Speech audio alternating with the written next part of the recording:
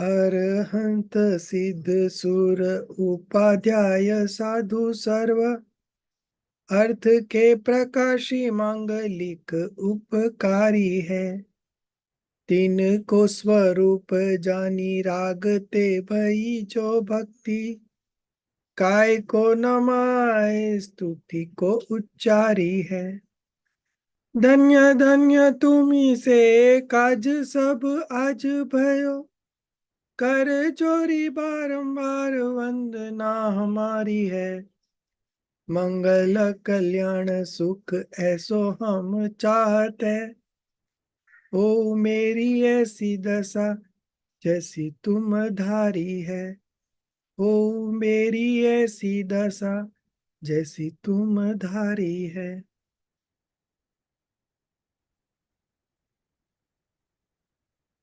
So welcome to the 10th class. Today is our 10th class on Bal Bodh.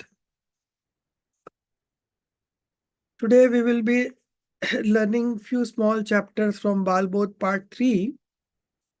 The first one is lesson number 3, 8 fundamentals of the householder.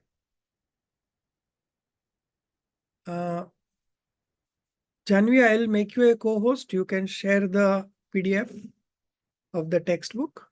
I am doing it from my phone. Will I be able to share? Yeah, okay, I'll do. Okay, fine. Thank you. Yeah.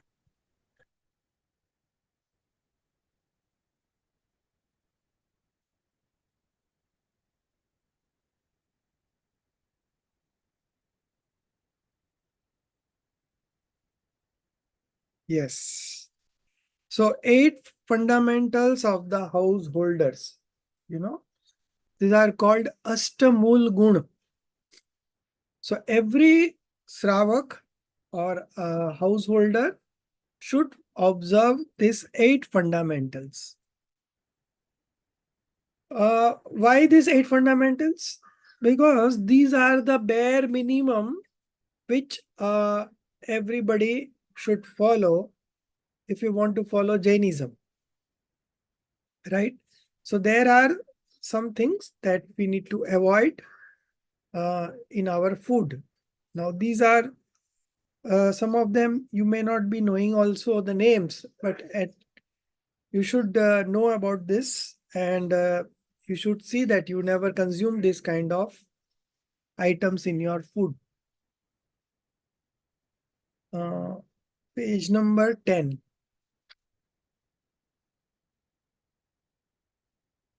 One second.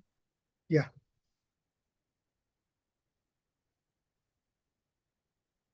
After first 8 fundamentals, we will move on to senses, then good conduct, and then Bhagwan Neminath and prayer. So these are the 5 chapters that we plan to complete today. Very small chapters. And then next week we will be doing substance, attributes, and modifications. So after that, we will break for 2 weeks at least. And then we will continue again with Vitrag, Vigyan. No, it's not happening from my phone. Okay, so who else is on laptop? Urja is there. She's there in the class. Okay, so Urja. I'll make you a co-host, Urja. So I'm also logged in from my phone actually. Has Gia tried actually? Jia, you are on. Yeah, I'm on my phone, but I'll switch to my laptop. Can you give me 5 minutes? Okay, I'll make you the co-host by then. Yeah, I'm traveling But actually. also, I'll have to leave at 9:30 because I have a lecture today. Okay. So yeah, someone will have to take 1 over. minute. So let me see only. I will only share it. 1 minute. Just give me 1 minute.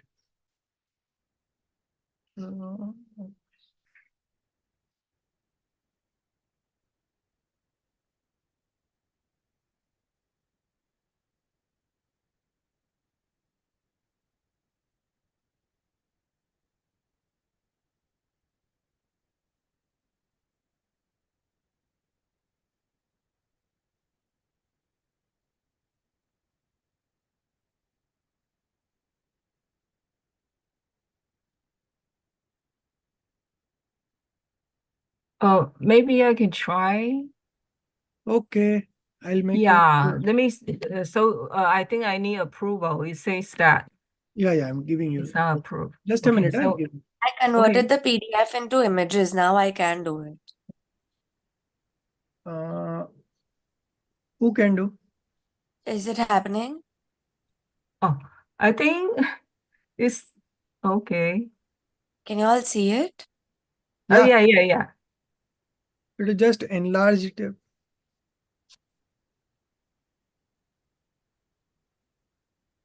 Is it fine? Yeah, quite okay. Yeah. So this is the chapter 8 fundamentals of the householders. So I think Madam May, you can read from this PDF. Lesson 3, right? Yeah. Okay. Trouble. What is there in that bottle? Can we make it, let me see, how can I make it larger? Maybe I need to reduce this to make it bigger. Okay. Subo, honey. Trouble. What for? The medicine prescribed by the doctor is to be taken, right, with honey or sugar syrup. As such, I have brought this from the market. Trouble. So you take honey, do you? This is a very impure substance. It is nothing but the secretion of the beehive and involves violence of countless moving creatures. One should never take it. Yes, brother, but I'm an ordinary householder, not one following abstinence. Trouble. Ordinary householders also stick to the 8 fundamentals and renounce 7 evil practices. Abstaining from the use of honey is one of the 8 fundamentals of a household. Oh, okay, it's better. Okay. Oh, no, this is my own screen. I think I lost it. Oh, okay.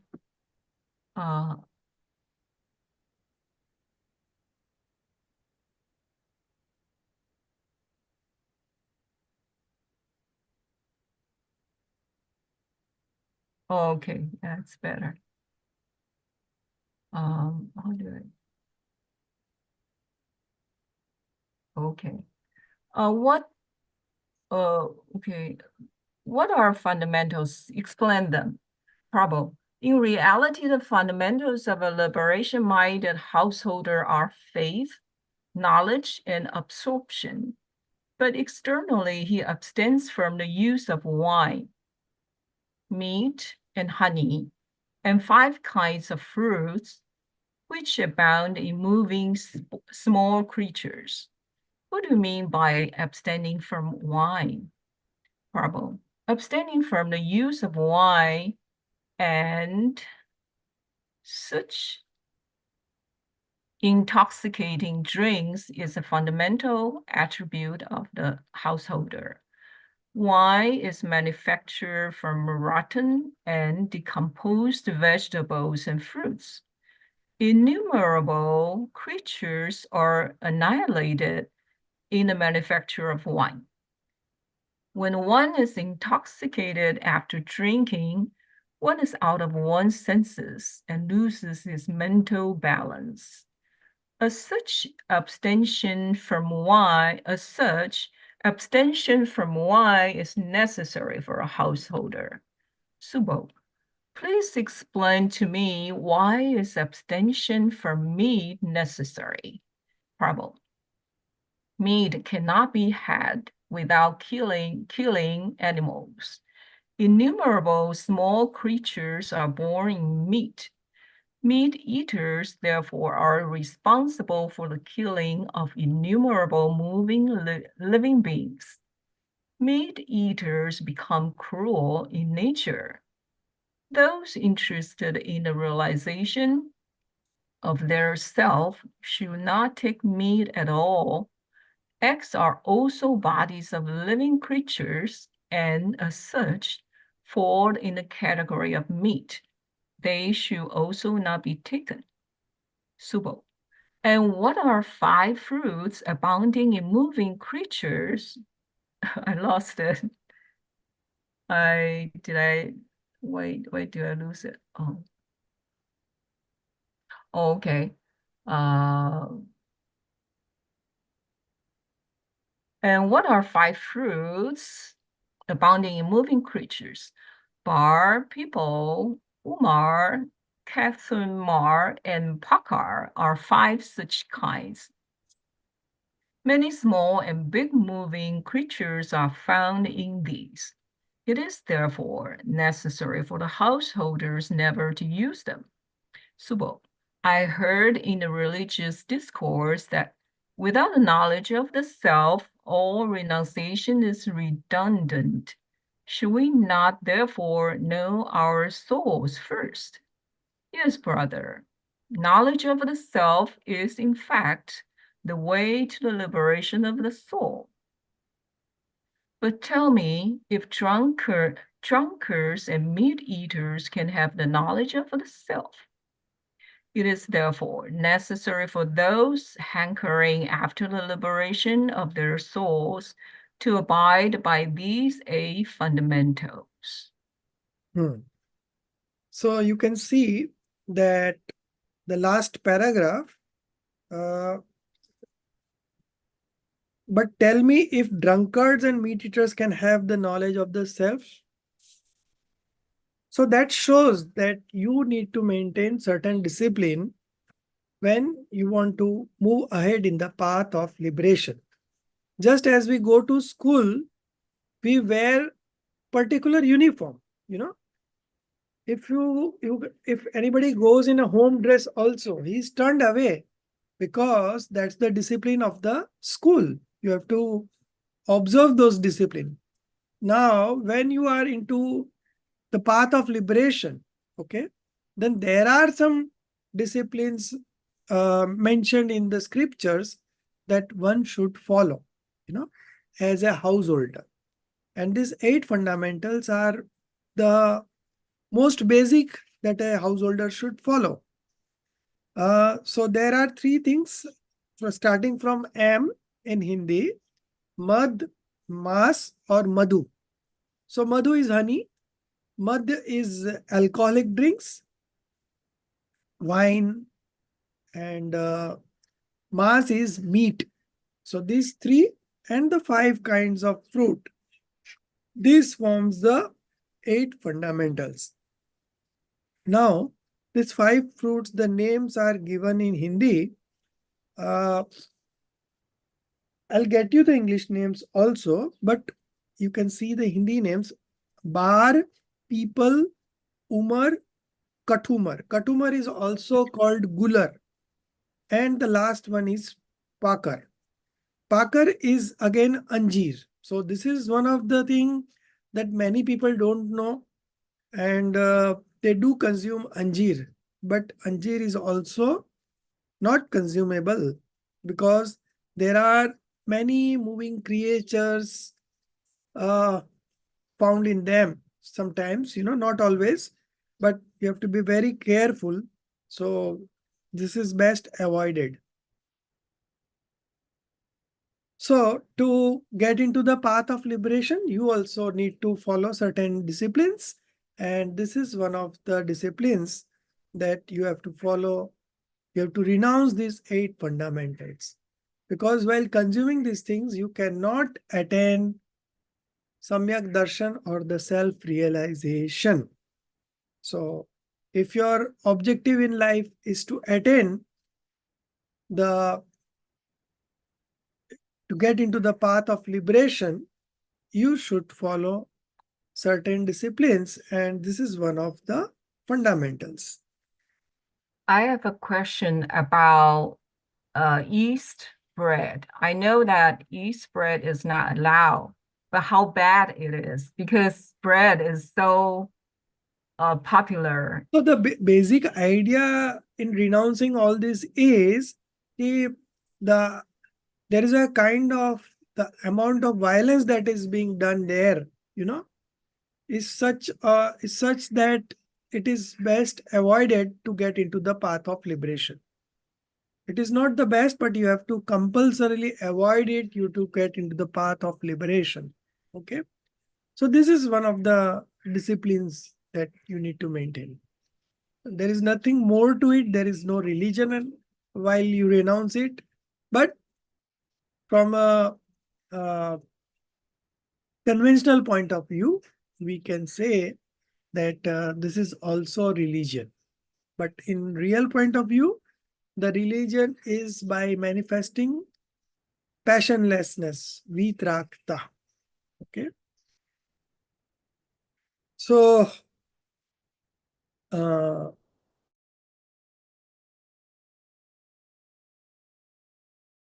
their souls, they should abide by these 8 fundamentals. Next, moving on to the next chapter, 5 senses. Okay, so this is again a very small chapter. The basic idea of explaining this chapter is that you should understand that you cannot experience soul through these 5 senses. The soul is something which is beyond these 5 senses, and whatever we see around us through these 5 senses, these are all matter substances. Okay, a soul cannot be experienced or seen by these 5 senses. So these 5 senses does not have the capacity to know the soul. Let's read this chapter first, and then I will explain. Gia, you can read.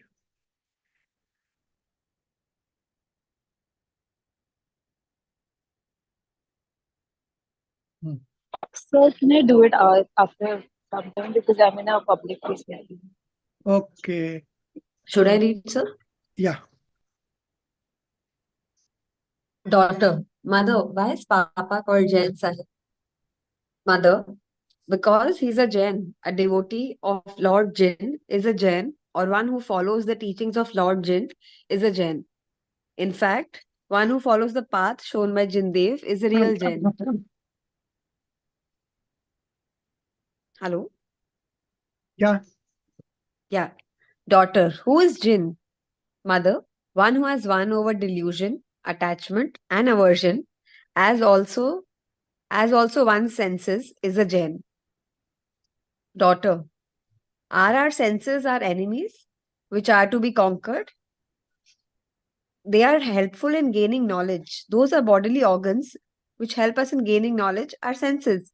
Mother, yes, daughter, senses do help the worldly beings in the process of knowledge, but they also entangle these beings in the various pleasures connected with these. Therefore, those alone who conquer them can attain godhood.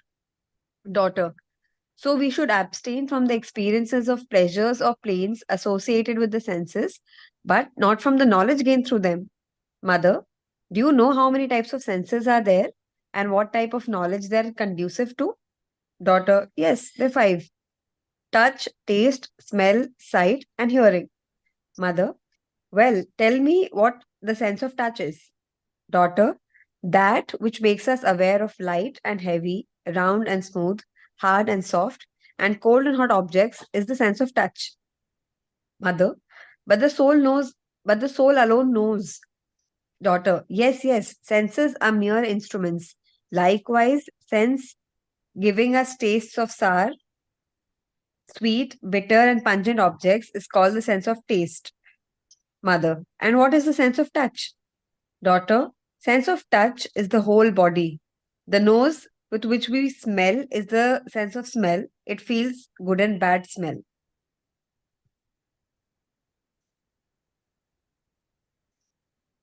Next page. The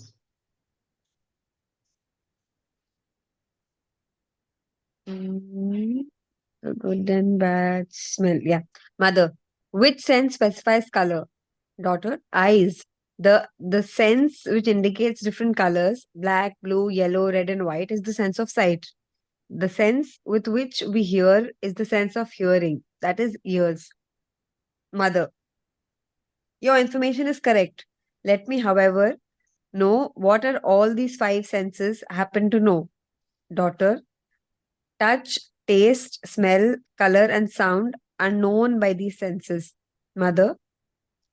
Touch, taste, smell, and color are the qualities of matter, that is Pudgal. As such, only matter is known by these. But what about the knowledge of the soul? Daughter.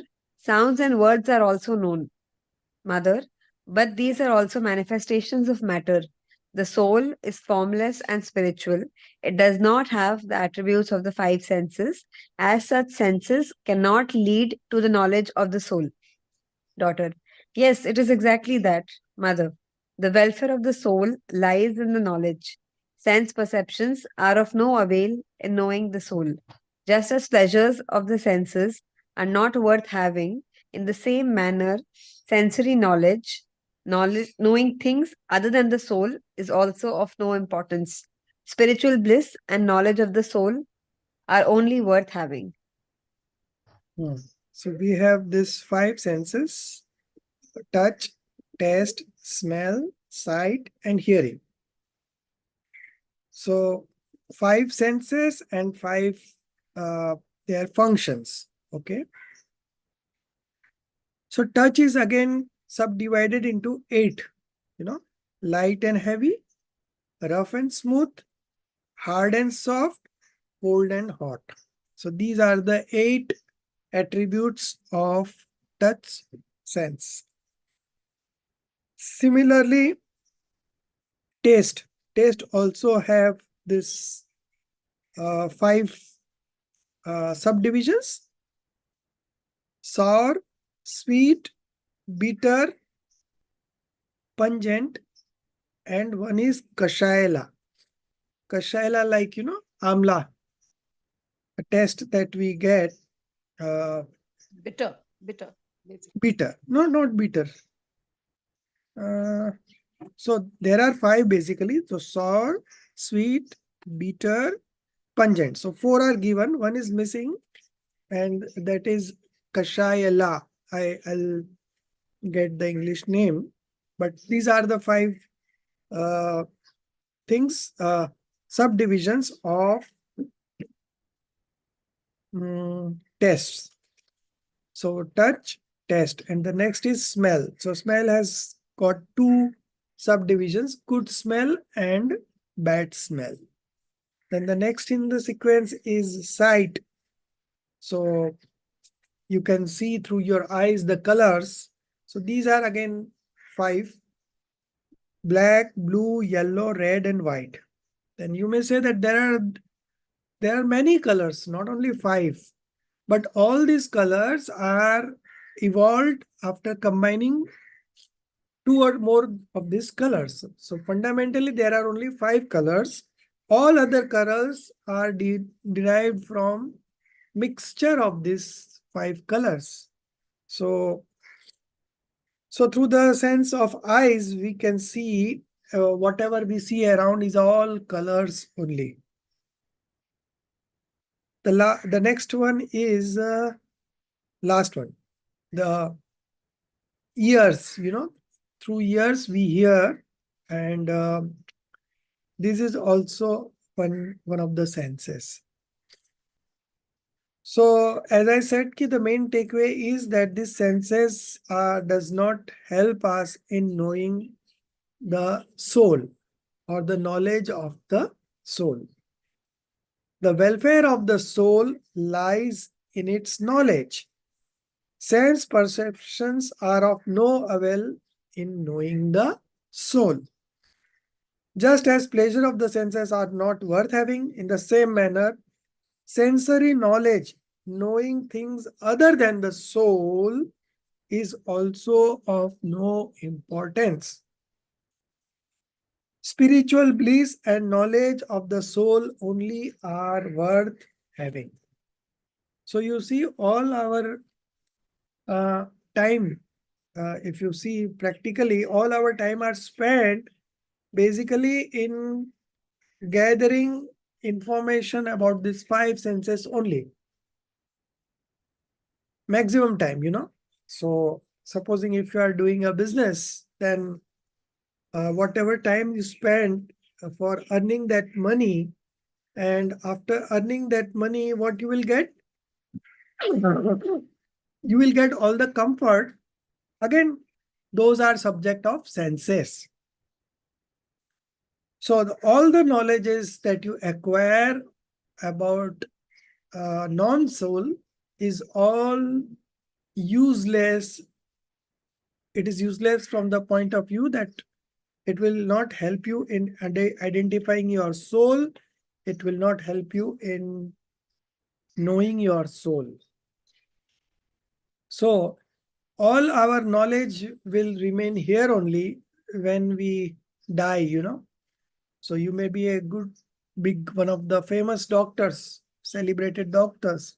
You must be a celebrated engineer. But at the end of your life, all this knowledge will remain here. And the next birth you take, all this knowledge will be wiped out. But the knowledge you acquire about the soul, the facts you know about the soul, the decision that you have made about the concept about the soul, that will remain with you wherever you go. So then it makes sense to get this knowledge, and all other knowledge are not going to be of any use for us in the next birth. And because of this knowledge of the soul only, we get into the path of liberation, and we attain liberation for once and for all. So this through this chapter of five senses, people, because of delusion, believe that this sensory pleasures are making me happy. But in reality, these five senses does not have knowledge in itself. They does not have even bliss in itself. So whatever knowledge and bliss and other qualities that are there, it is in the soul only. And these five senses does not help us in any way in knowing the soul. So you may argue that while studying the scriptures, we use our eyes. If the eyes are not there, how we can read the scriptures? So at least that is going to help us.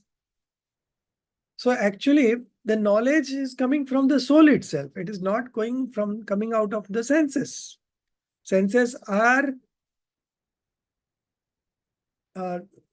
devoid of knowledge. They are matter substances, and matter substance does not have a quality of consciousness or knowledge in it. So this senses does not help us in knowing ourselves. So knowing everything else and not knowing the soul is a waste of time, for us. And knowing only the soul, and you may know very little about other things. That is still okay. The acharyas that we had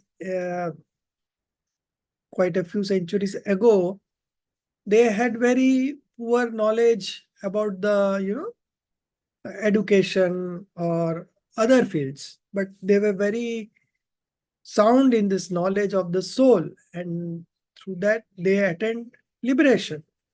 So if our purpose is to attain liberation, then knowledge of the soul is important for us, and that is going to make us happy. So a person seeking liberation should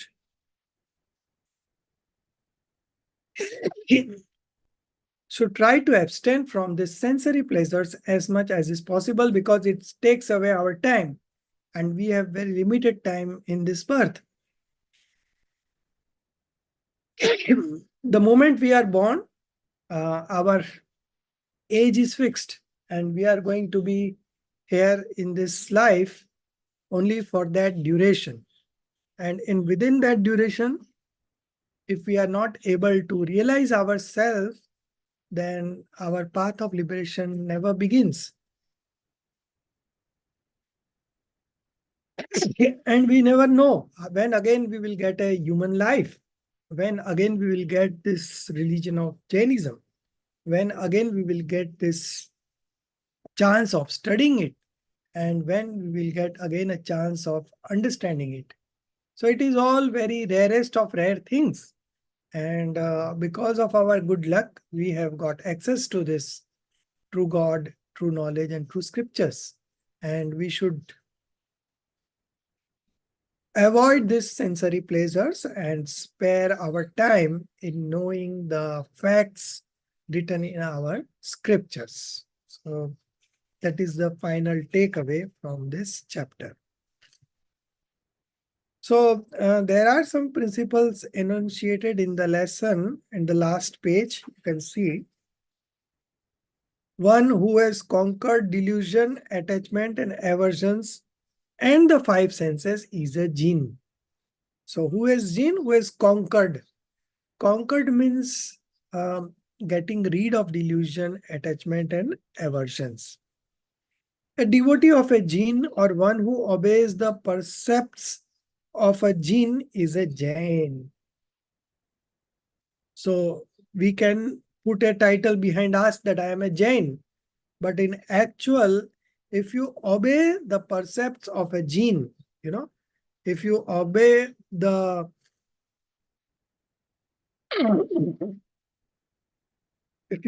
rules as enumerated by our Aryantas, Tirthankars, then only you are a Jain. And the next part, which is more important, is that you want to get liberated. That is important. Number 3 point, it's there in the textbook. I don't know if it's there in the PDF or not. If it is there, you can still share it. Senses. Yeah, I'll just share it. Yeah, one second. Yeah. Senses, specific signs of the body, are indifferent causes of knowledge for the worldly beings. So the senses are not useful in knowing the soul. Touch sense is that which leads to the perception of light, heavy, rough, smooth, cold, hot, and hard and soft. So this is again the 8 subdivisions of touch sense. Taste sense is that which leads to the perception of sour, sweet, salty, and bitter taste. So again, one is missing here. I think that I'll get. Nose that feels good and bad smell is the sense of smelling. Eyes that know the different colors are the sense of sight. Ears are conducive to the knowledge of sound. These senses leads to material knowledge and not to the knowledge of the self. Sensory knowledge and sensory pleasures are of no consequence. Knowledge of the soul alone is desirable. So these lessons teaches us that we should spend our time very judiciously, the one that is going to help us to get liberated, that is the best kind of knowledge that we can impart in ourselves. So this sensory knowledge and the sensory pleasures are of no use to us because it does not make us happy, because the quality of happiness does not lie in them. My happiness quality lies in my soul, and I can experience happiness only if I get to the soul.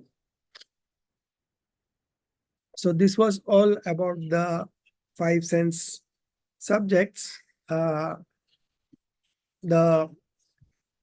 process would be like that: when you experience yourself and when you realize that your happiness is coming inside from your soul, okay, then automatically your time spent for the sensory pleasures gradually reduce. You want to you want to foster this knowledge of your soul.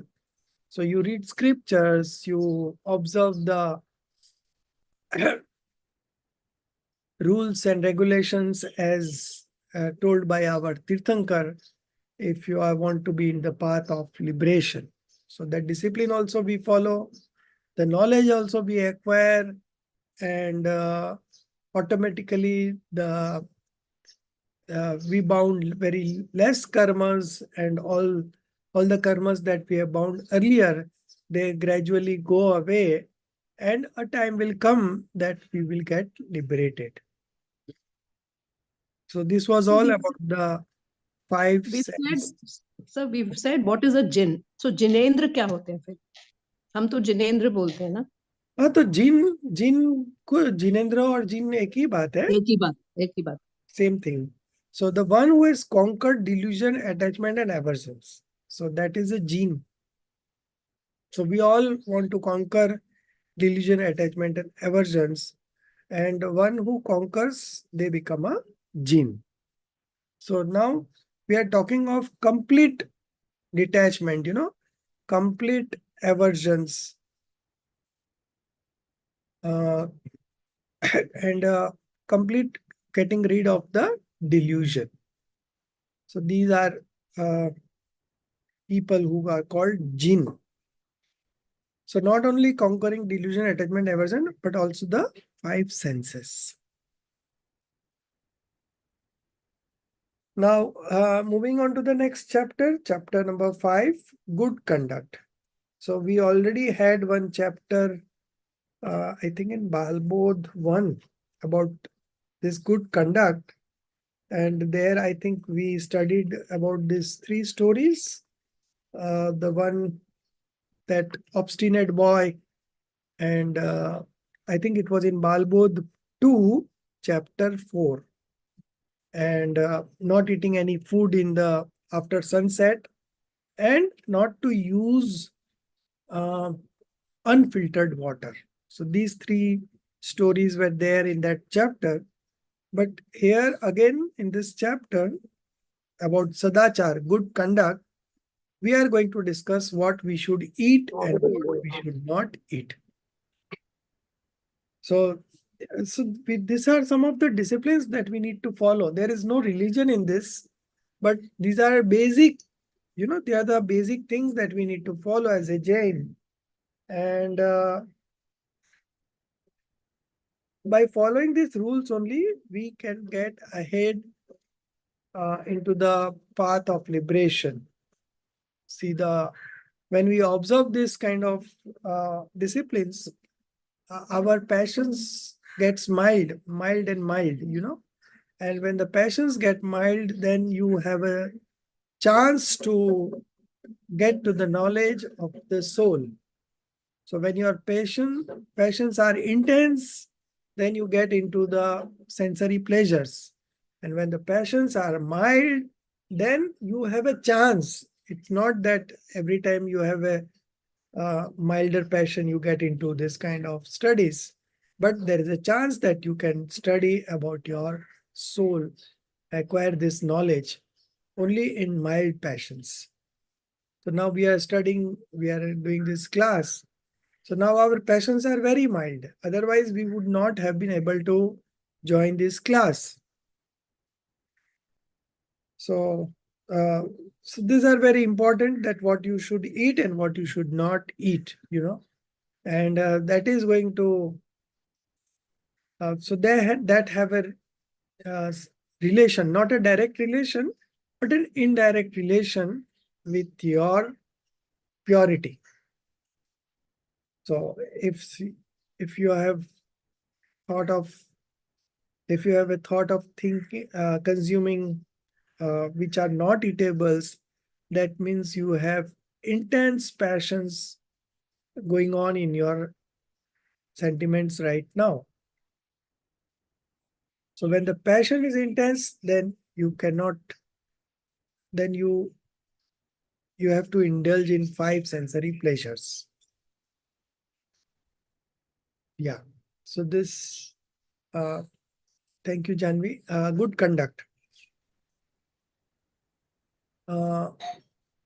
Karanji, you read this chapter. You can see from the screen, or you have the book with you.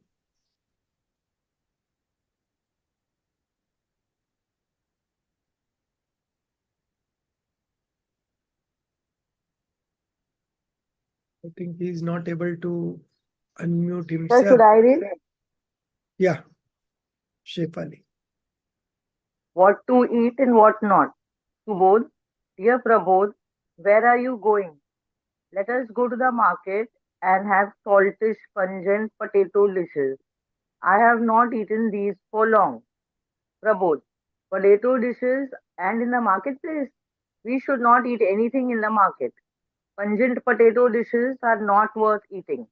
Don't you remember the teacher told us yesterday that potatoes are uneatable?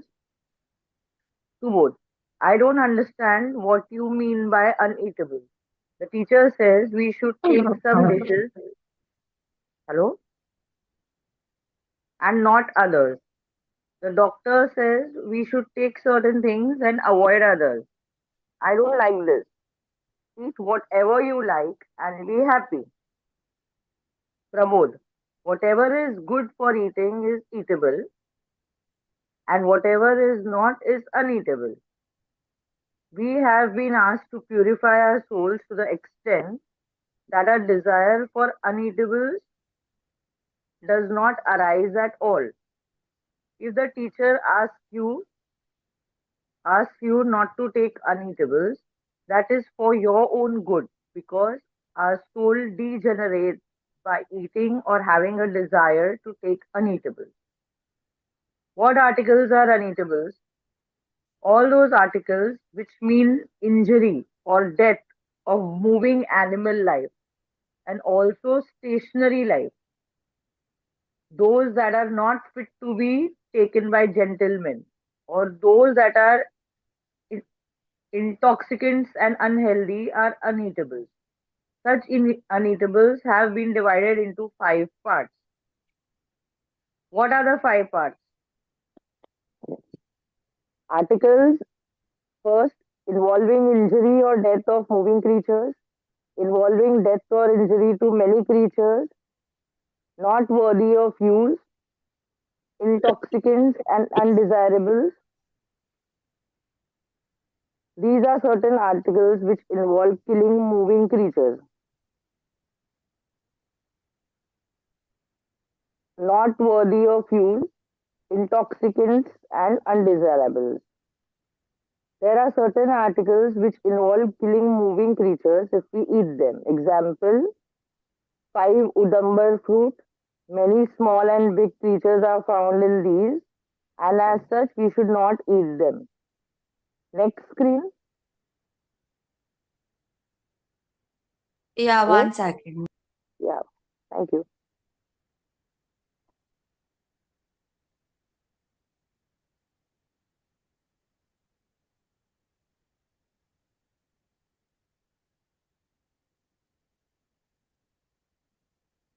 Yeah, can you read that? Yeah, Is yeah, it thank showing? you. Yeah. To both. And what are those that are not worthy of use? Prabodh. Those that are regarded not worthy of use by good people are despised by them and are despised by them should not be used.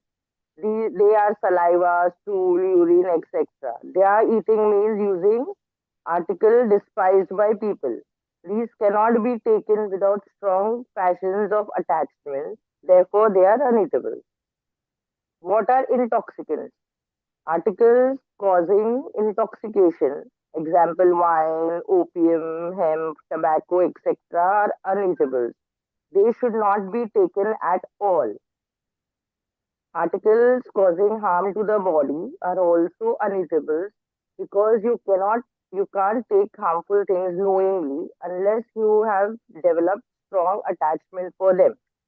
Such things are therefore uneatable to both. All right. I will not consume any uneatable article henceforth. I am obliged to you for saving me from the great sin of eating uneatable articles. So you see, this is again one of the disciplines, part of a discipline that we need to follow. So we should have this knowledge what to eat and what not to eat. You can say the soul does not eat. So what difference does it matter whether we eat something or the other, whether it is eatables or not eatables? Why this discrimination? So that is true that soul does not eat, the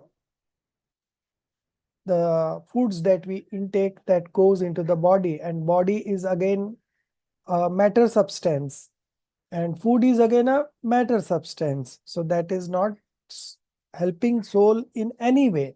It has got no relation with the soul.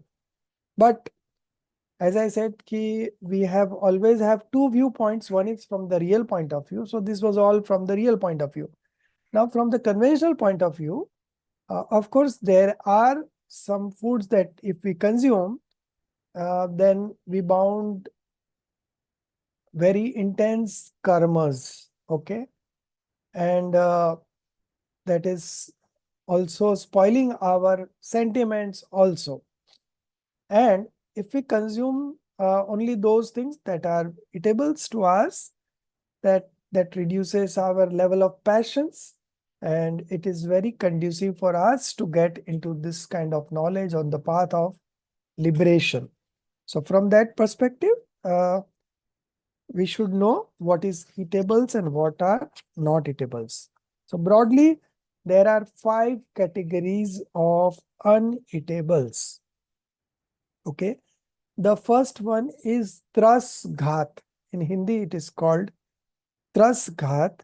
In English, we call it involving injury or death of the moving creatures. So there are certain food items, if we consume them, then we get into this kind of violence of death of the moving creatures. So from 2 sensed being to 5 sensed being are all moving creatures. Only the exception is 1 sense being. Okay. So trasghat, tras itself means two indriyas to 5 indriyas. So 2 senses to 5 senses. So those living beings which are from 2 sense to 5 sensed beings forms a part of the moving creatures. And if we eat those kind of eatables, items, then we are getting indulge in this kind of violence. The second one is bahughat. Bahughat means bahu means many. So those items where there is a violence of many lives is called bahughat, involving death or injury to many creatures. So when you consume this potato and uh, lasan and what you call, all these that grows beyond the uh, earth, beyond the ground level, these are all things that has got many creatures in only a small part of it. So this kind of creatures are called nigod, and the body is one, but there are innumerable creatures in it taking birth and death, uh, 35 times in 2 seconds. So that roughly is 18 times life and death in 1 second. So within 1 second, they take so much life and death births. So when you consume such substances, you are responsible for killing those creatures, and then you bind those karmas also, and your passions also gets intense, and this will create changes in your sentiments that you will not be fit for getting into the path of liberation. So this was the second category. The third category, not worthy of use, anupsevya. So we'll read the definition also simultaneously. So the first one was, this is from here. There are certain articles which involve killing moving creatures if we eat them. Example 5, udambar fruit. So in the previous chapter only we read about this 8 fundamentals, and in that there were 5 these udambar fruits. Many small and big creatures are found in this, and as such we should not eat them. That was the first category. The second one was involving death or injury to many creatures. That is the number 2. There are others eating of which cause the destruction of infinite stationary creatures. So these are one-sensed stationary creatures, and the eating of those kind of foods is a destruction of infinite stationary creatures. All vegetables grown underground, if eaten, involves such destruction. So some of those are potatoes, radish, onions, garlic, and others. Many people don't know about this also, even being a Jain, and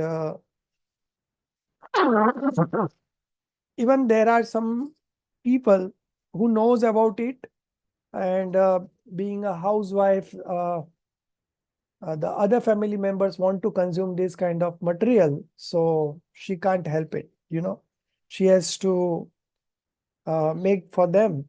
So some students of ours are in similar situation right now, and it's they are having a very difficult time, struggling time, to get into this kind of activities. Excuse me, question. How about peanuts? Is that considered underground? No. Peanuts is not underground. Peanuts is quite okay to consume. Okay, thank you. So there are others eating of which cause the destruction of infinite stationary creatures. All vegetables grown underground, if eaten, involve such destructions. They are potatoes, sweet potatoes, radish, onions, garlic, and others.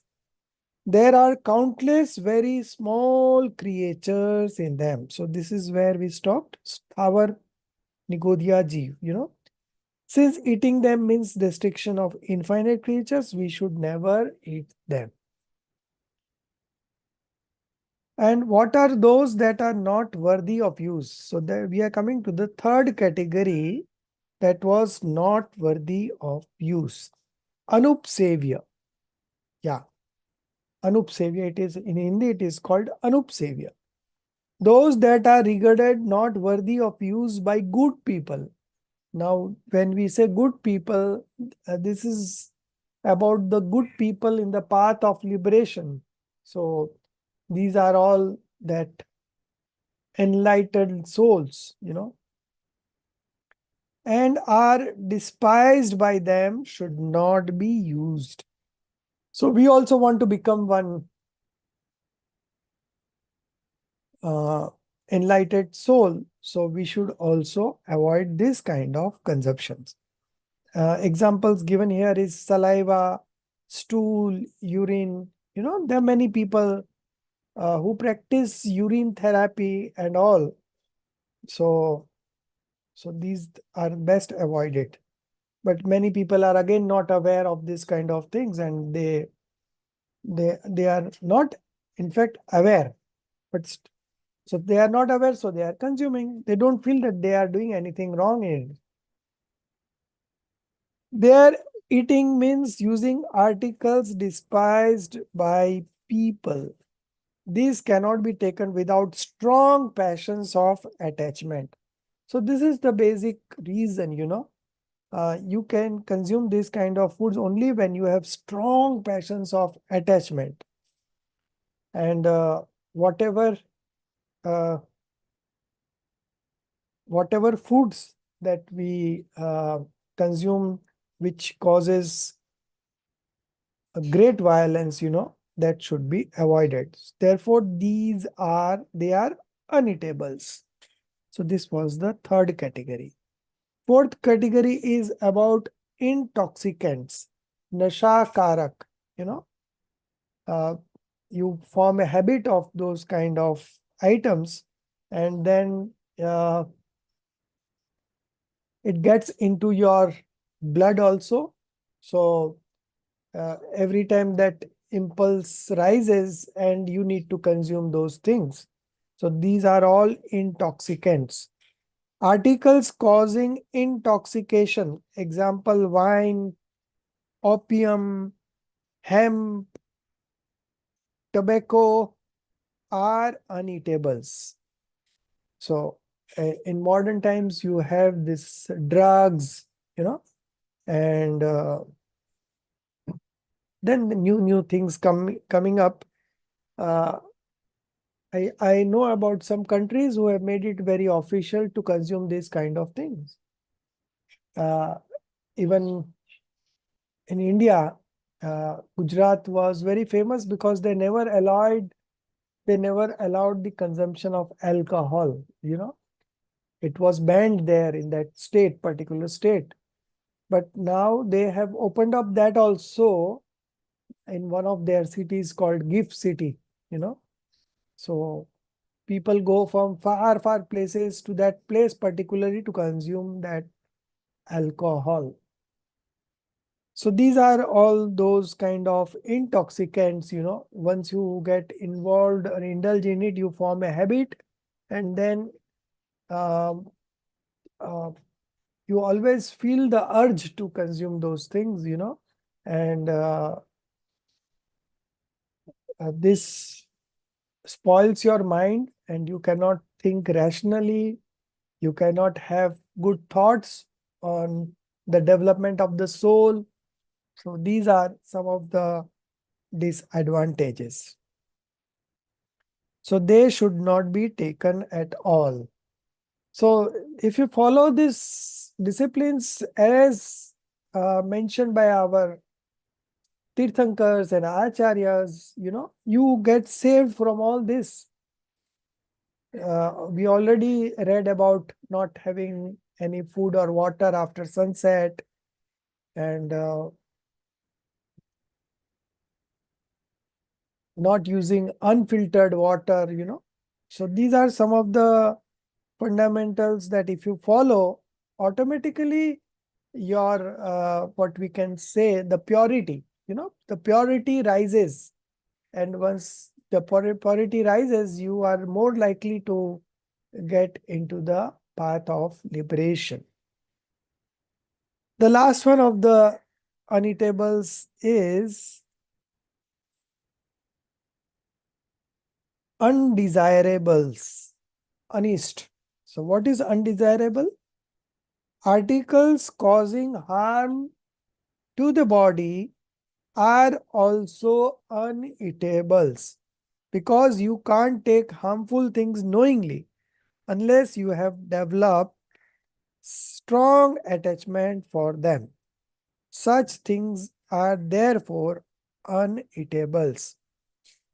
Now, if you are suffering from diabetes and if you consume sweets, then those sweets are uneatable for you, and if you have intense passions, then you will anyway consume this. There are people we know that they don't mind getting diseases, or they don't mind even getting killed.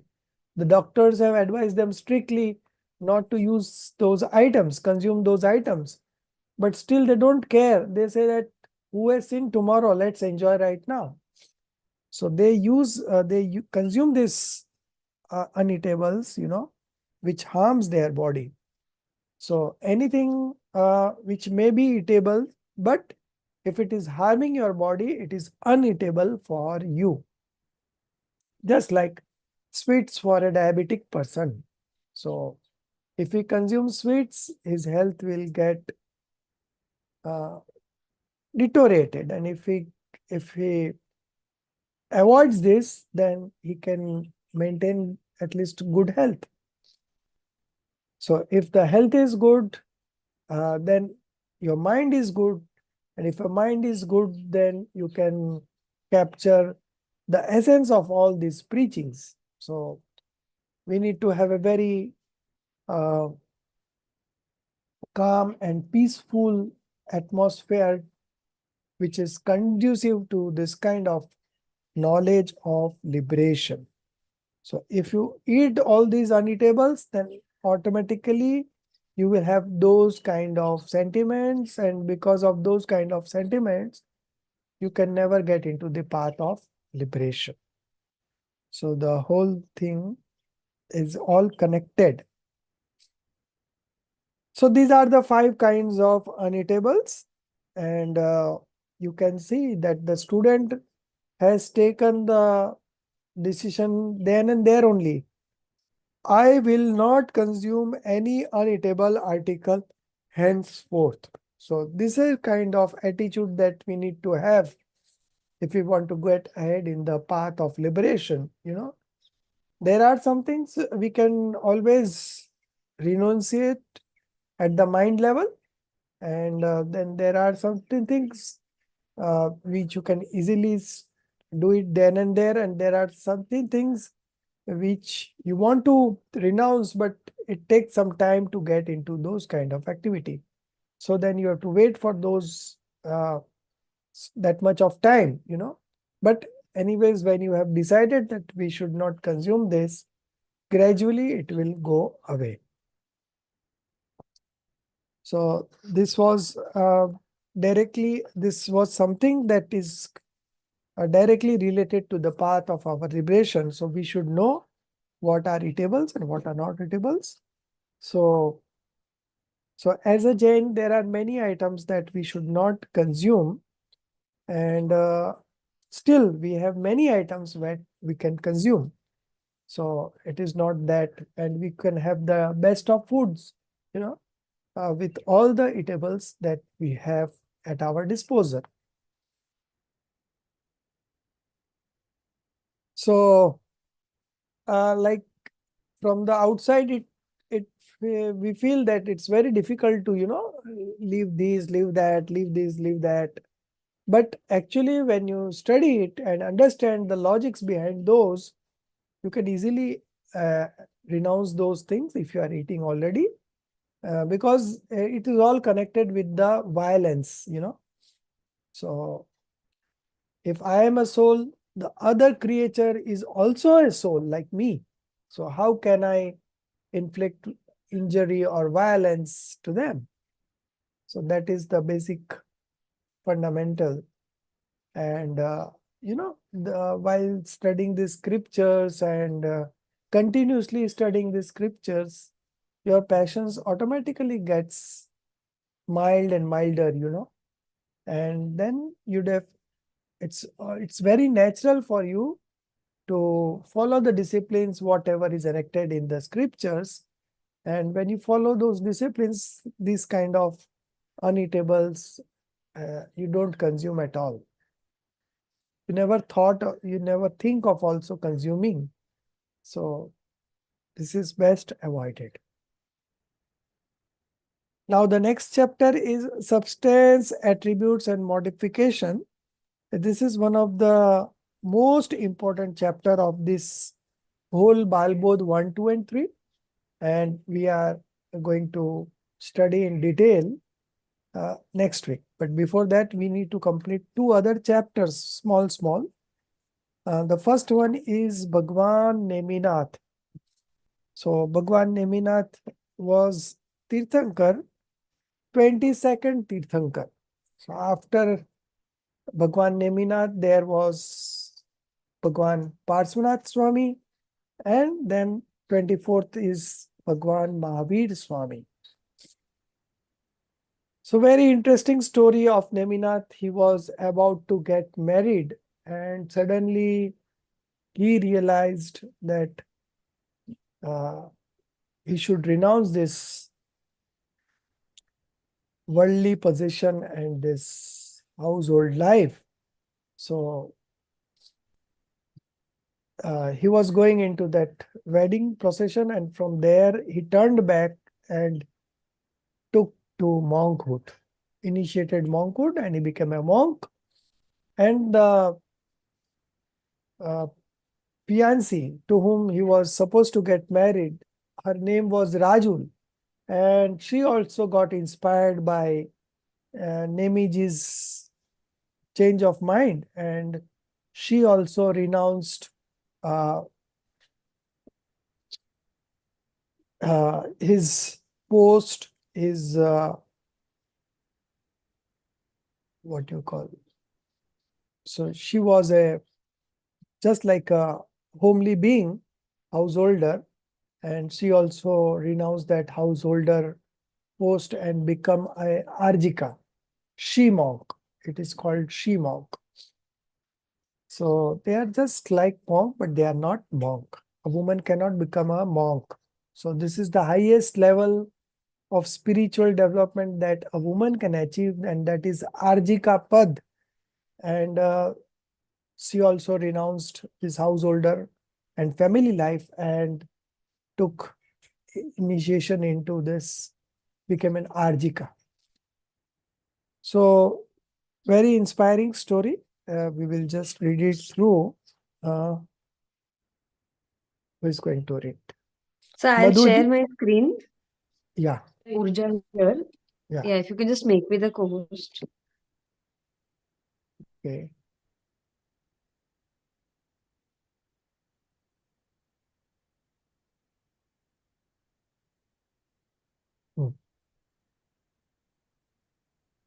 So now Bhagwan Neminath, Madhuji, you can read.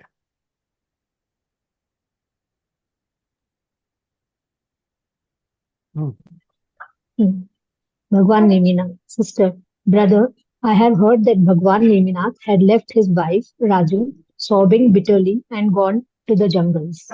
Brother, Bhagwan Neminath was a celibate since his childhood. He did not marry. Hello?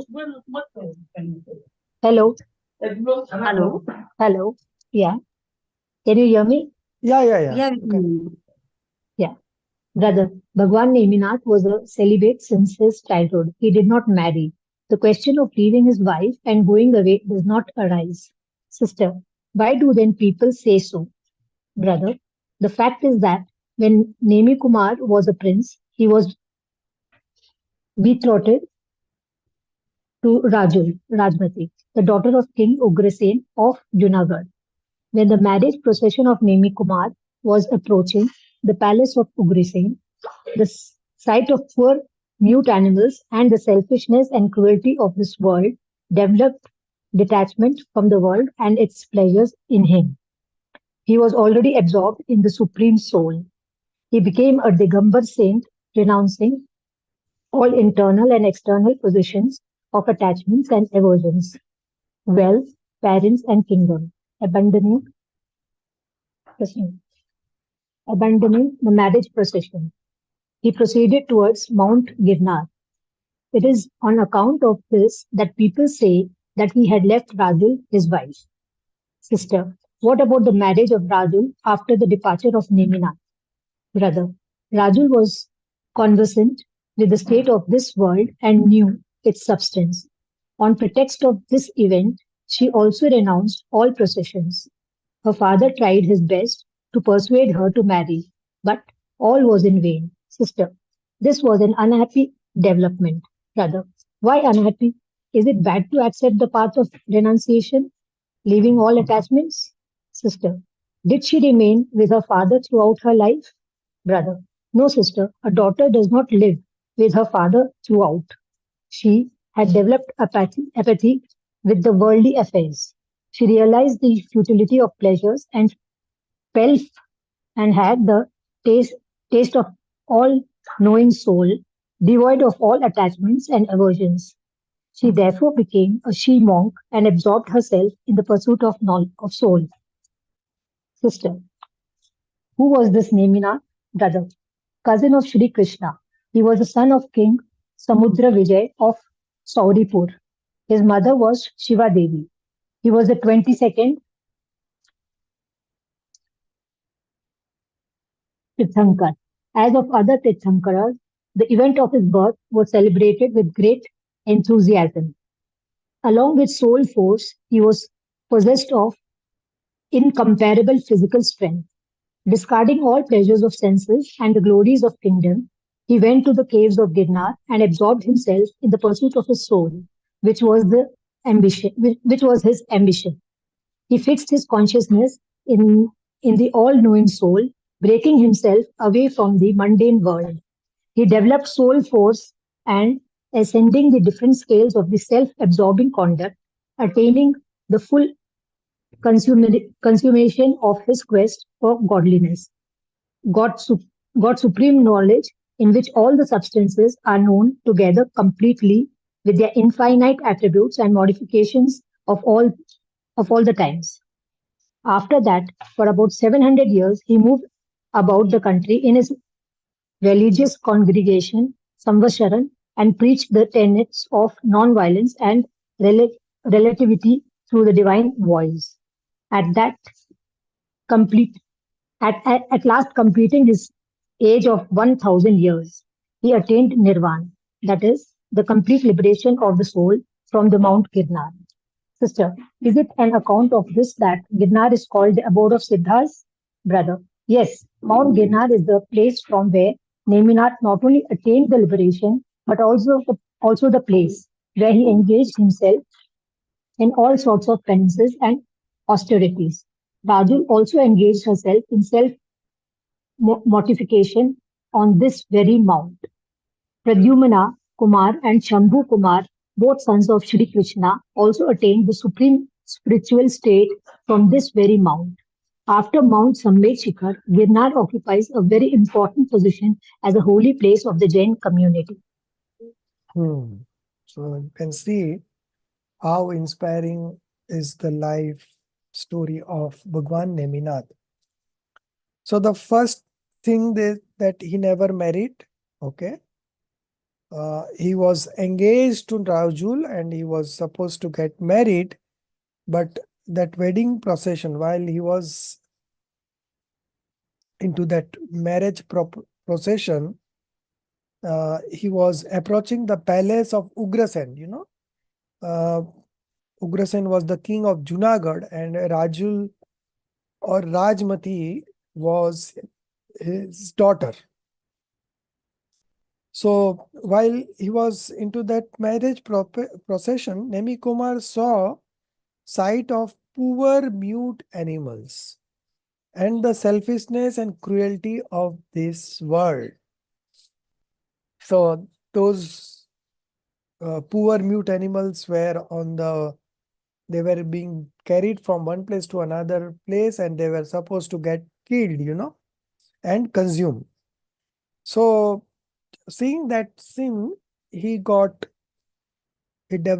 the feeling of detachment, vairagya, from the world and its pleasures, and he renounced his post of an householder. He was also a king, prince. His father was a king. So he renounced that everything and he became a Digambar saint. So it is there with every Tirthankar, they get some kind of motivation to renounce all these possessions.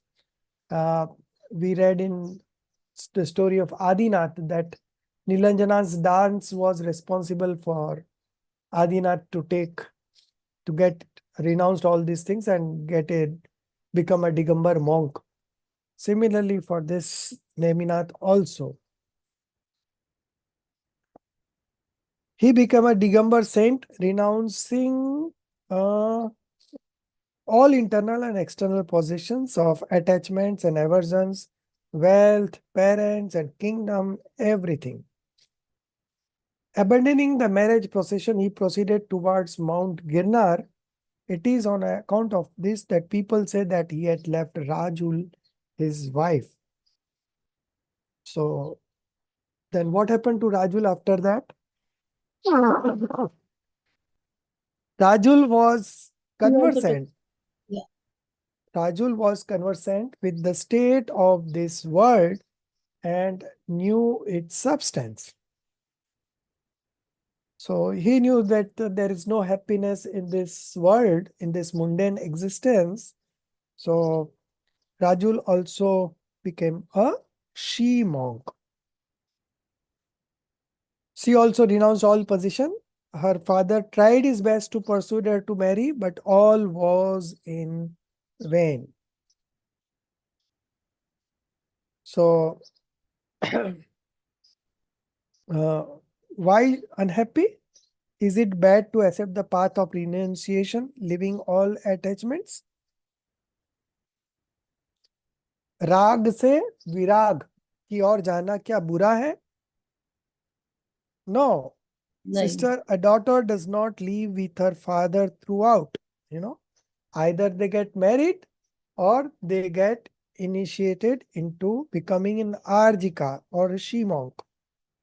So Rajul had developed apathy with the worldly affairs, dispassion. She realized the futility of pleasures and pelf. Pleasures is five sense pleasures and pelf is wealth, and had the taste of all-knowing soul. So when you get a taste of all-knowing soul, or when you realize yourself, a certain amount of satisfaction develops in yourself, and because of that only you leave these sensory pleasures.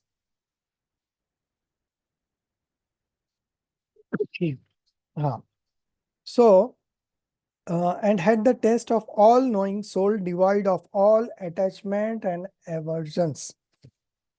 She therefore became a she monk and absorbed herself in the pursuit of her soul.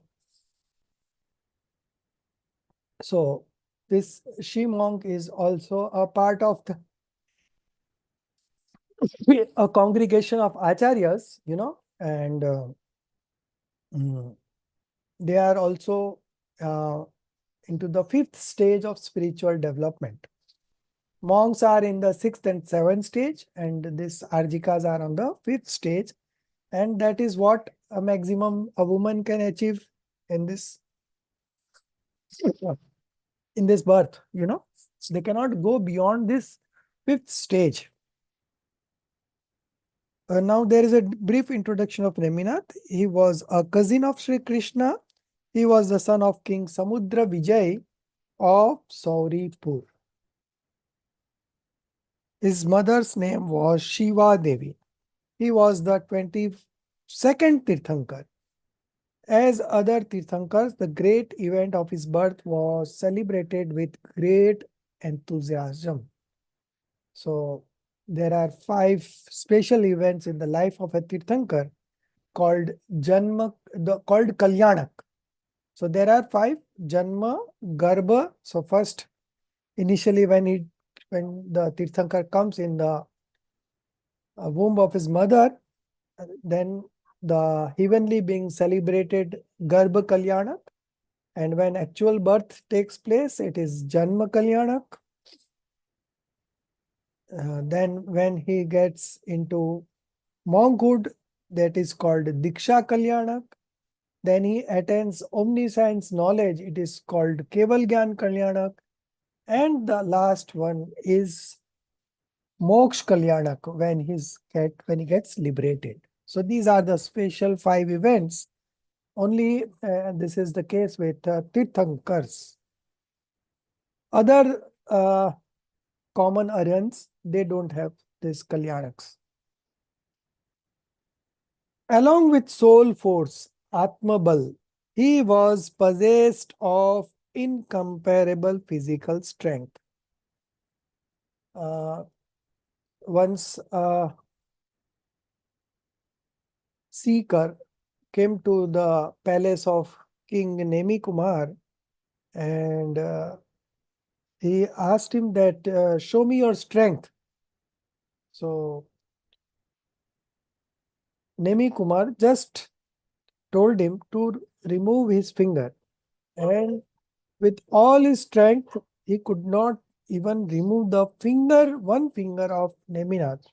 So he had got incomparable physical strength. In fact, all those people who get liberated in that birth, they get a body which is of the highest level of, you can say, strength and power and tolerance. Discarding all pleasures of senses and the glories of kingdom, he went to the caves of Girnar. Generally, the monks stays in this woods or jungle only, and they do go to the caves, deep caves, they are in the mountains of Girnar, and absorbed himself in the pursuit of his soul, which was his ambition. He fixed his consciousness, active consciousness, in the all-knowing soul, breaking himself away from the mundane world. So what he did is he got himself absorbed in that, absorbed in their self, in their soul. And he was getting happiness from there. So he concentrated more and more, and in this way, he developed omniscience knowledge. After 56 days, the day he got initiated into monkhood, he took 56 days, to practice and ultimately achieve omniscience knowledge after 56 days. He developed soul force and ascending the different scales of the self-absorbing conduct, attaining the full consummation of his quest for goodliness, got supreme knowledge, Keval Gyan, omniscient knowledge, in which all the substances are known together completely with their infinite attributes and modification of all the times. Of all the times means past, present, and future. So there is nothing that omniscient does not know. He knows everything. It's a complete knowledge, supreme knowledge. After that, for about 700 years, he moved about the country in his religious congregation, Holy Assembly, Samosaran, and preached the tenets of non-violence and relativity through his divine voice, Divya Dhvani, So, since the Tirthankars doesn't have a desire, to teach or preach somebody, but that voice, divine voice, automatically comes out, and people present over there, even the subhuman living beings are also present there, and they all understand in their own language. So at last, completing his age of 1000 years, 26th Tirthankar Neminath had 1000 years of age. Rishabdev Bhagwan had one Koda Kodi Sagar. It's a very long period, And Bhagwan Mahavir's age was 72 years only. I think Parswanath Swami had 100 years of age, So the age keeps on deteriorating as we move ahead That was the fourth era, and now we are into the fifth era. And you will see that in the sixth era, people will be of only 15 and 20 years of age. That was all. So this age keeps on decreasing gradually. So after completing his 1000 years of age, he attained liberation from Mount Girnar. It is on account of this that Girnar is called the abode of the Siddhas. Siddh Kshetra. It's a Siddh Kshetra, Girnar. Yes, Mount Girnar is the place from where Neminath not only attained the liberation, but also the place where he engaged himself in all sorts of penances and austerities. Rajul also engaged herself in self-mortification on this very mount. Pradyu Kumar and Shambhu Kumar, both sons of Sri Krishna. You know, Krishna was the cousin of Neminath. So Pradyu Kumar and Shambhu Kumar, both sons of Sri Krishna, also attained the supreme spiritual state from this very mount. So it is not that only the Tirthankar goes to the liberation, but along with that, many other living beings also gets liberated at the same time during his tenure only. After Mount Samet Sikhar, Girnar occupies a very important position as a holy place of Jain community. So out of 24 Tirthankar, 20 got liberated from Samet Sikharji in the present time. But actually all the 24 Tirthankar gets birth in Ayodhya and all gets liberated in Samet Sikhar. But because this is a decreasing era of time, that's why these things have happened, that 4 Tirthankar attend liberation from other places, and Girnar is one such place. Then we have, of course, Pavapuri, from where Mahavir got liberated. And then we have 2 more places, you know. Champapur from Vasapuja Bhagwan. Okay, and one more. Champapur, Pavapur, Girnar, and Palitana, Adeshwar Dada. No, Ashtapad. Palitana is Palitana is not the same. Yeah, which Ashtapad, Tirthankar? Adeshwar Which Dada. Tirthankar? Ashtapad, correct. Ashtapad, Adeshwar Dada. Acha, yeah, that Yeah. one, right. So these are the 4 Tirthankars who got liberated from different places apart from Samet Sikhar. So that was the whole story of Neminath Swami. What you like the most about from this story? Madhuji, you tell. What did you like most from this story? What inspiration you take from this story? You can Actually, talk in he Hindi left. also. Yeah. So he left all worldly pleasures, and he was not. As he wanted to rise up in life, he left all worldly pleasures. Even though he was getting married, did not find any pleasure in that, and he left Rajul crying. In spite of the procession of his marriage, he left her crying, seeing the animals that were crying for their lives. So that affected him a lot. Yes, And yes. he So of detached course, himself completely from the world. yeah. Uh, Of course, this so event sometimes you is, have to do this for your soul. yes. Anyone else? It's basically the 2 tenets of Jainism, his eternal love, not only for humans, but for animals. And again, he uphold the principle of non-violence, because that was what should not have been done for 2 animals. Okay.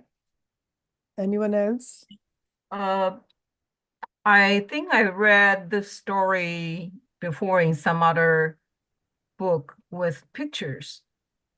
And what's touching me is when the Bhagwan Neminath saw the mute and poor animals waiting to be killed, he felt the cruelty of this world.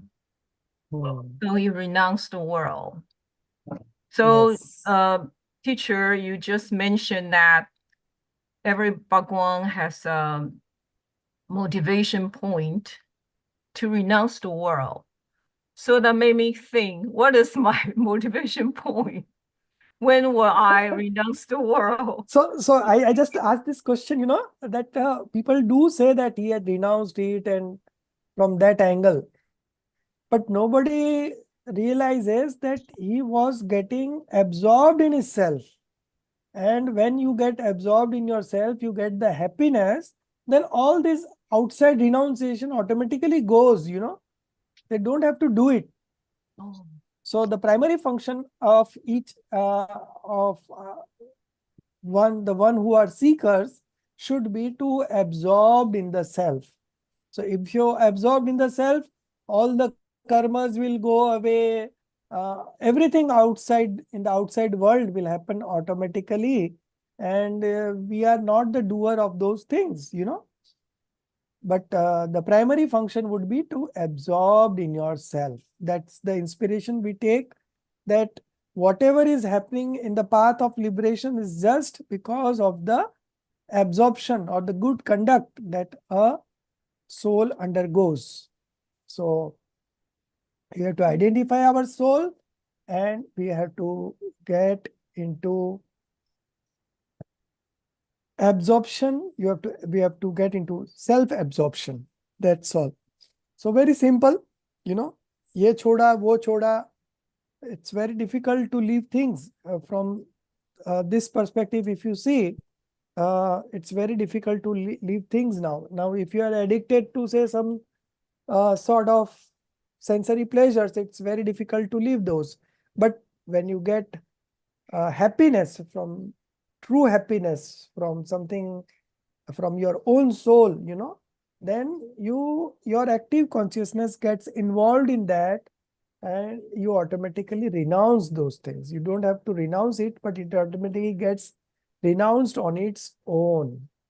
So that is the main thing that we should understand, that it may sound very difficult when we will become a monk, how we can, make this kind of renunciation, how can I leave my family, So it's all sounds very difficult if you see from that perspective. But if you see from the uh, kind of happiness and eternal bliss that you derive from your soul, and when you are busy in experiencing those, the other things you don't get involved itself, And that is how we call it that he has left this, he has left that.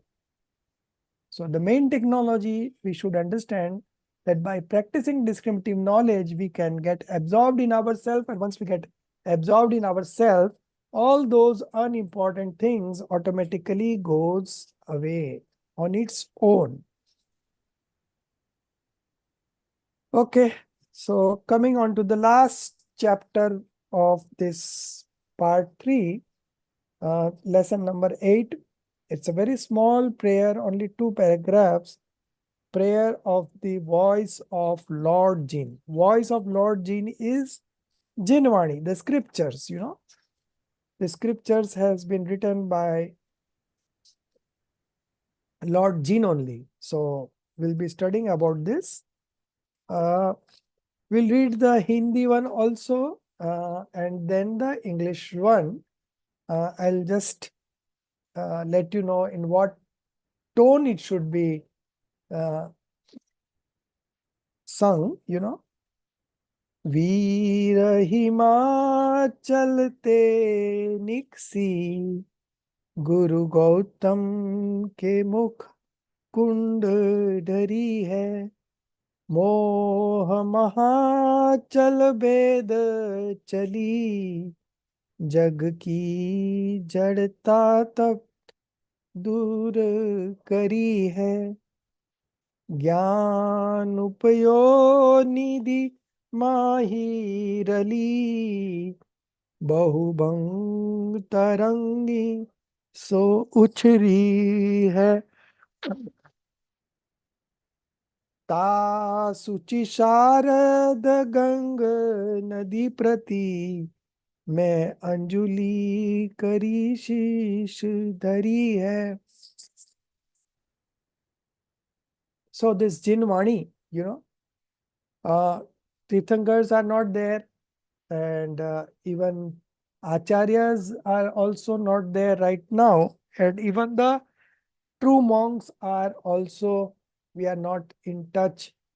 Although the scripture says that it will still be there till the end of 5th era, but right now in this phase we have to just find out. We have to search for a monk, and of course it is present somewhere or the other, but still we are not aware of that. So the scriptures were written when initially it was mouth to mouth.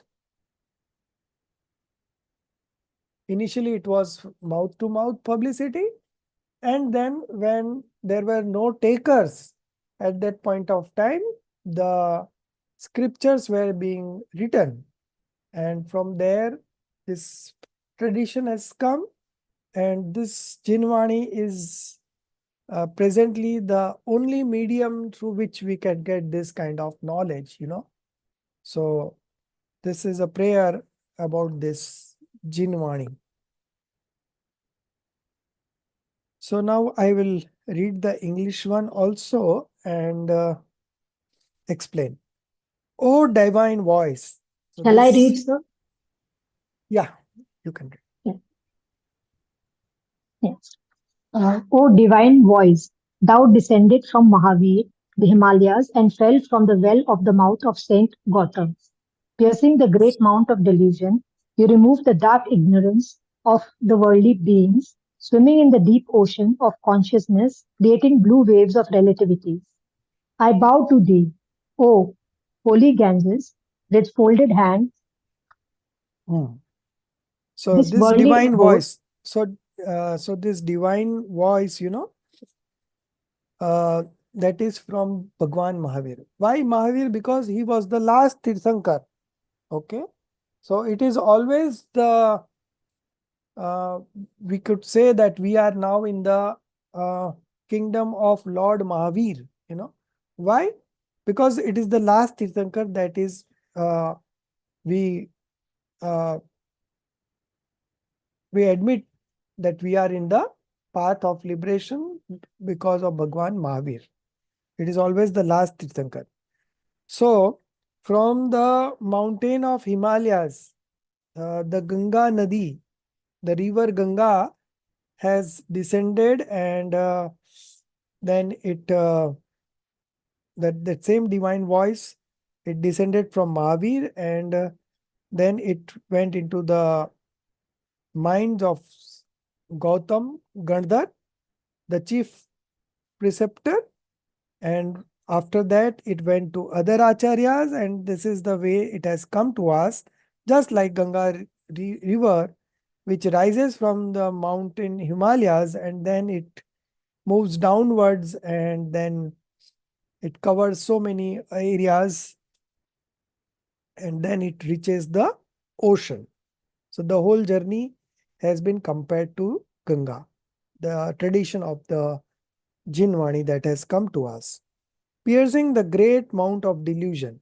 So this Jinvani, the voice, divine voice, this is a great, it pierces the great mount of delusion. Delusion has been compared as a mount, it is there since time immortal. But when we get into this kind of scriptural knowledge, it pierces the great mount of delusion. What else it does? It removes the dark ignorance of the worldly beings. Moh maha chal bhed chali Jagati jadta tap dur kari hai. So it removes the ignorance of the mundane existence and makes them enlightened one. Swimming in the deep ocean of consciousness, creating blue waves of real relativity. Relativity is saptabhangi. So it's a kind of viewpoint, it's a kind of nay. So because of this relativity or the viewpoints, we are able to get the true knowledge of the soul.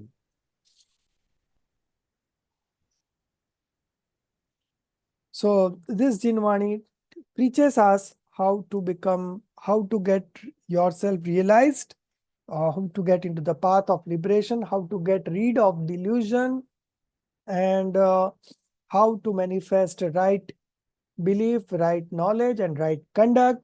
All these are different terminology, but it all means the same. So I bow to thee, O holy Ganges, with folded hands. So I pray to the voice of Lord Jin. So as a mark of respect, we always bow to this Jinvani. So we have this Dev, Guru, and Shastra. So Dev is the God. Then Guru is our teacher or the monk. Actually, the monk is the true Guru, and a true monk is a true Guru. And then we have the scriptures. So we don't have God right now, and we don't have a true Guru right now. Okay. But we have the scriptures, and those scriptures we can do our own spiritual development. Now coming on to the next paragraph. Yeah, I'll read, sir. Yeah. This First, worldly abode. first, Oh, yeah. Okay. Yes. Just a minute. या जग मंदिर में अनिवार्य अज्ञान अंधेरे छयो प्रति भारी श्री जिन की धुनी दीप शिखा सम जो नहीं हो प्रकाशन पारी. Hello. yeah. I'll read further down. तो किस भांति पदारथ पाती कहाँ लहते रहते अविचारी या विधि संत कहें धनी हैं जिन बैन बड़े उपकारी. Shall I read the English version? I'll continue, sir. This worldly abode is full of unconsciousness and darkness. If thy divine voice illuminating the elements of life was not there, how could mortals achieve real knowledge? They would have remained immersed in ignorance. Saints thus praise thee, O Holy Mother, for your beneficence. So this Jinvani is considered as a holy mother for us. So Aryant is our father, holy father, and Jinvani is our holy mother. So as the mother takes care of a child, this Jinvani takes care of a knowledge seeker, So this worldly abode is full of unconsciousness. Unconsciousness is ignorance and darkness. If thy divining voice illuminating the elements of life was not there, so if this Jinvani was not there, how would we have got the knowledge about our soul? So your voice is very beneficial for the welfare of the people, to remove the darkness of delusion and experience thyself. How could mortals, the human beings, achieve real knowledge? They would have remained immersed in ignorance. Saint thus praise thee, O Holy Mother, for your beneficence. Upkar. या विधि संत कहे धनी है जिन ban बड़े उपकारी. So this mundane existence of experiencing darkness of delusion, and because of delusions we are not able to know the right nature of each substances. Okay, so when this delusion goes away, or when the right knowledge, when the right knowledge manifests, we can see the things as they are, and that is the beginning of our journey to liberation. And so we are very indebtful to this Jinvani, the scriptures, the holy scriptures, that some of the scriptures that we study now in this course will be Samay Sar and Tatvat Sutra. So these are the scriptures written 2000 years ago. So just you can imagine that how lucky we are that some acharyas wrote it 2000 years ago, and it has passed on to other acharyas, and it has come to us in our own languages. Most of them had been translated from Sanskrit and Prakrit to Hindi and Gujarati, Tamil, Kannada, many languages. So really it's very we are very lucky and fortunate to have this kind of knowledge. So because of the scriptures, whatever we are today is because of the scriptures, and that's why we respect this Jinvani and we try to abide by the instructions that are given in this Jinvani by our acharyas, and they became happy because they followed this path, and we will also become happy if we follow this path. And so we cannot just simply realize how important this Jinvani is to all the seekers in this universe. Because to get rid of ignorance, the scriptures are only the means. As we buy a laptop or a computer or a mobile phone, we always see the booklet, coming along with that, and through that we understand the functions of each buttons. And then only we can operate the computer or the laptop or the mobile.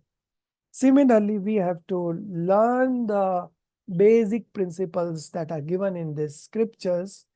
And if we learn those basic scriptures and upgrade our knowledge, then also we can also become happy just like them and attain liberation just like them in the very near future. So this was all about the voice of Lord Jin, or the Jinvani. Voice of Jin is Jinvani.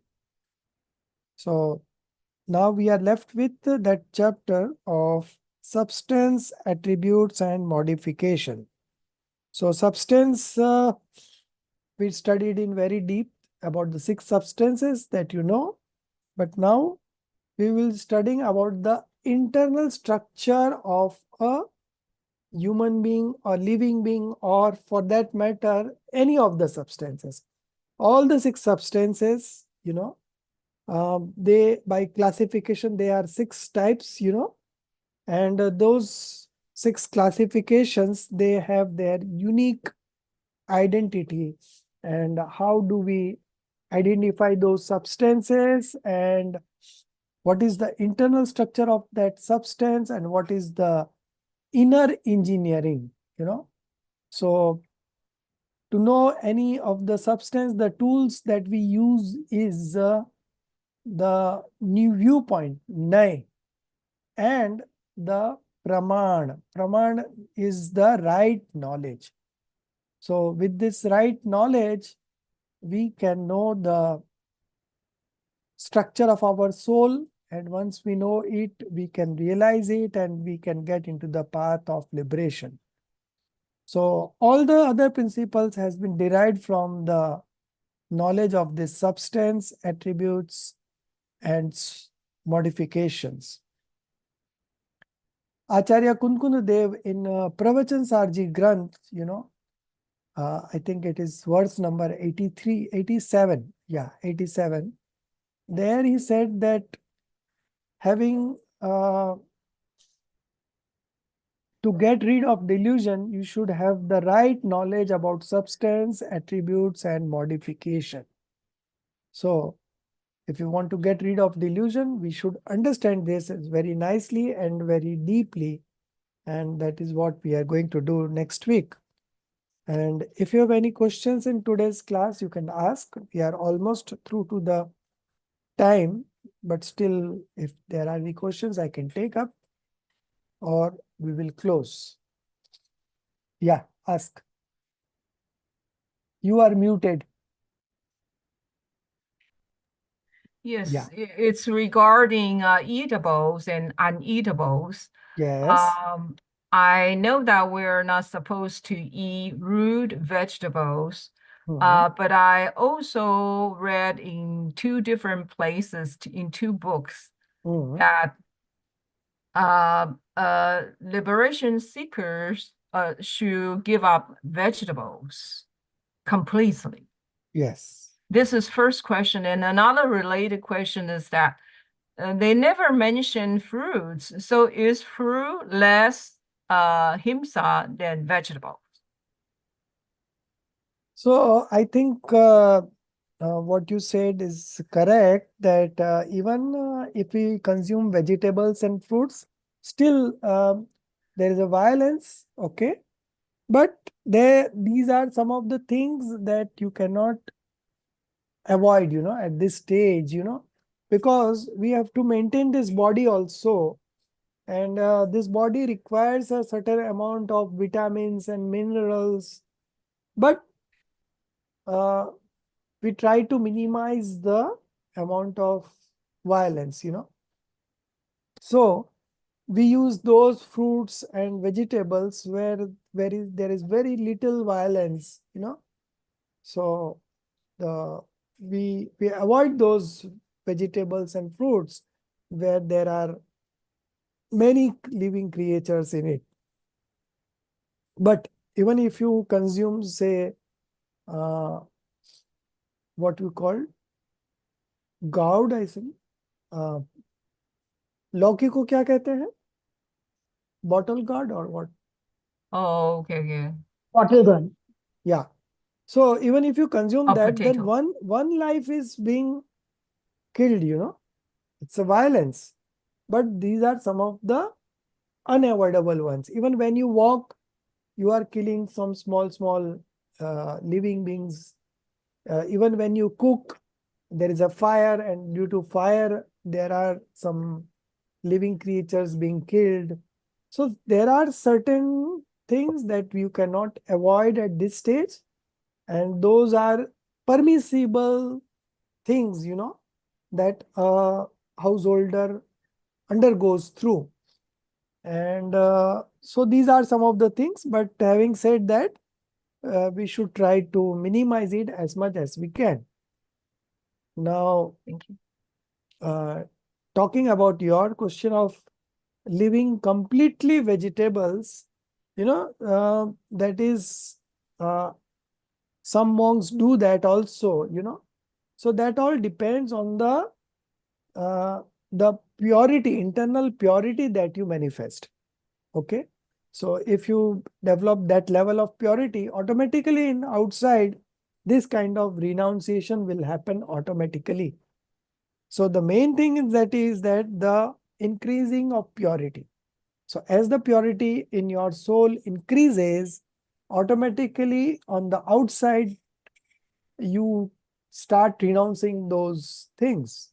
So it is again an automatic gradual development. So instead of focusing on what to renounce and what to not renounce, we should be more focused on how to get into the purity. That is the that is something that is in our hands. And of course, there are some disciplines that has also been mentioned, what a householder should have and should not have. That also needs to be followed. It is not that only we are doing of the soul and we don't follow those disciplines. So if we don't follow those disciplines, then also we will be at fault. And while following those disciplines, we should be more focused on knowing our soul. So you need to create a balance between the two. So these are the expositions. So one is a metaphysics. The exposition is called Dravyan Yog, and the other is Charnan Yog, the exposition on conduct. So we have in total 4 expositions. Okay. So one is Pratman Yog, the first one where we discuss the stories and lifestyle of great personalities. And then we have Karnan Yoga, where we discuss the theories of the karmas. Then we have Charnan Yoga, where we discuss on the conduct of a householder and the conduct of a monk, what should be observed and what we should renounce at certain particular stages. And then we have Dravyan Yoga, or the exposition on metaphysics, or you can say exposition on substances. Karnani Yoga is also called the exposition on technical matters. So these are 4 expositions, and all these 4 expositions leads us to complete detachment. Okay. And the divine voice of the Lord, that has been divided into this 4 different style of presentation. Okay. So What we is the may, second one? pardon? Excuse me, sir. What is the second one you mentioned? Second Pratman one. Yoga and Karnan Yoga. Karnan. Exposition on technical matters. So That is their whole karma theory is Channan. given. Yeah. Second one Pardon? is excuse me. The third one is Channan Yoga. That is technical. Yes. No, And Charnan Yoga is not technical. Karnan Yoga is technical. Charnanu Yoga is the conduct of a householder and a conduct of a monk. And then we have Dravyan Yoga. The Dravyan Yoga is the ultimate of all the expositions. And this is where we get the knowledge of the 6 substances, 7 fundamental elements. And this leads us to practice discriminative knowledge. So that is very important. So all these 4 expositions have come from divine voice only. And on which particular stage you are right now depends on that. The acharyas recommend you certain expositions. So, but anyways, you will be moving into the path of liberation if you follow these instructions given by the acharyas. So this chapter of substance, attributes, and modification is very important. All the major principles has been derived from it, and we will try to understand that in deep in the next class, and that will be our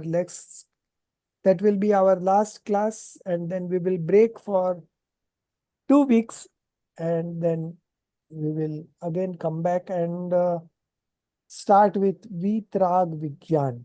I think it will be on the 1st or 3rd or 4th Feb, I suppose. So the next class will be in February. Okay. So we'll have holiday of approximate 2 weeks, I think. So that will be, and then we'll resume with Vitrag Vigyan. and that is where our syllabus will begin. So all these teachings are not part of our syllabus, but these are some of chapters are very interesting. So we had time, so we began from Bal Bodh part 1. Excuse me, I just joined today. So, what book should I order? I didn't know. So, So everyone should order, within next few days you will receive the books. yeah. So, name of the books, So you Guruji. have to just order for semester 1 and 2. Okay. Acha. They will send whatever books are there, and There. you should opt for English books option. Of course. So Yeah, yeah. whatever is there in English they will send, and whatever is not there in English they will send in Hindi, All right. and we can get those translated. In fact, there are some books being translated into English through ChatGPT. Some corrections are going on, and some we'll see. So by the Okay. time we start studying, we will have all the books of English in place, thanks to this ChatGPT. They are doing a wonderful job. We cannot imagine, such a fast speed of translation, the ChatGPT offers, but however, we have to monitor it because it is done by a machine. So they don't know if there are some mistakes, So they have to check for that. Otherwise, the flow of language is very good in there. Anyways, we'll see to it in the next week. Okay. Okay. Thank you. निज निधि निज में बताई, यह अनंत उपकार है। इसके लिए जिन वाणी माँ को वंदना सत बार है। इसके लिए जिन वाणी माँ को वंदना सत बार है। 9 बार नौकार मंत्र की नहीं है। जय जिनेन्द्र। Jay Chinandra.